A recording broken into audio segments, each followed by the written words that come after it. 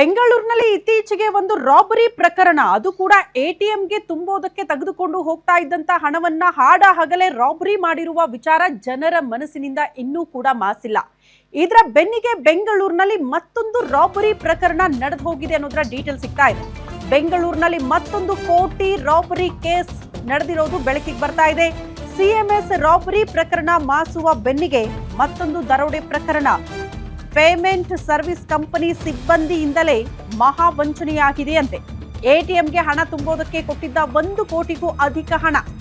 Hitachi ಎಂಬ company ಸಿಬ್ಬಂದಿ ಹಣದೊಂದಿಗೆ escape ಆಗಿದ್ದಾರೆ. ಎಸ್ಬಿಐ ಆಕ್ಸಿಸ್ ಬ್ಯಾಂಕ್ ಎಟಿಎಂಗೆ ಹಣ ಡೆಪಾಸಿಟ್ ಮಾಡುವಂತಹ ಕಂಪನಿ ಇದು. 2 ಪ್ರತ್ಯೇಕ ತಂಡಗಳಿಂದ ಲಕ್ಷ ಹಣ ದರೋಡೆ ಆಗಿದೆಯಂತೆ.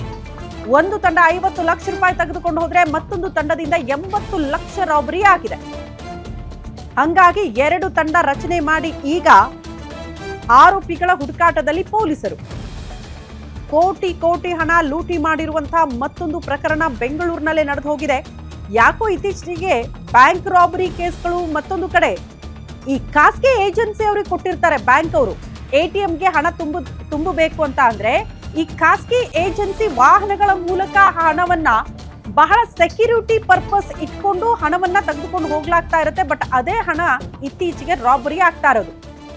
ಈ ಹಿಂದೆ ಪೊಲೀಸ್ ಕಾನ್ಸ್ಟೇಬಲ್ ಕೂಡ ಸಿಎಂಎಸ್ ಕಂಪನಿಗೆ ಸೇರಿರುವಂತಹ ವಾಹನವನ್ನ ಹೈಜಾಕ್ ಮಾಡೋ ಮೂಲಕ ಕೋಟಿ ಹಣ ಎಗರಿಸುವಲ್ಲಿ ಆತನ ಪಾತ್ರ ದೊಡ್ಡ ಮಟ್ಟದಲ್ಲಿ ಇತ್ತು ಅನ್ನೋದನ್ನ ಗಮನಿಸ್ತಾ ಇದ್ವಿ. ಬಟ್ ಈ ಬಾರಿ ಸ್ವಲ್ಪ ಚೇಂಜ್. ಯಾರು ಈ ಖಾಸಗಿ ಏಜೆನ್ಸಿ ಅವರು ಹಣ ತುಂಬೋದಕ್ಕೆ ದುಡ್ಡನ್ನ ತೆಗೆದುಕೊಂಡು ಹೋಗ್ತಾ ಇದ್ರಲ್ಲ, ಆ ಸಿಬ್ಬಂದಿನೇ ಹಣದ ಸಮೇತ ಪರಾರಿ ಹಾಕಿದ್ದಾರೆ ಅನ್ನೋದ್ರ ಡೀಟೇಲ್ ಸದ್ಯ ಸಿಗ್ತಾ ಇದೆ. ಅಲ್ಲಿಗೆ ಬೆಂಗಳೂರಿನಲ್ಲಿ ಮತ್ತೊಂದು ಕೋಟಿ ರಾಬರಿ ಪ್ರಕರಣ. ಸದ್ಯ ಪೊಲೀಸರು ಈ ಪ್ರಕರಣಕ್ಕೆ ಸಂಬಂಧಪಟ್ಟಂತೆ ತನಿಖೆಯನ್ನ ಚುರುಕುಗೊಳಿಸಿದ್ದಾರೆ ಅನ್ನೋದರ ಡೀಟೇಲ್ ಸದ್ಯ ಸಿಗ್ತಾ ಇದೆ.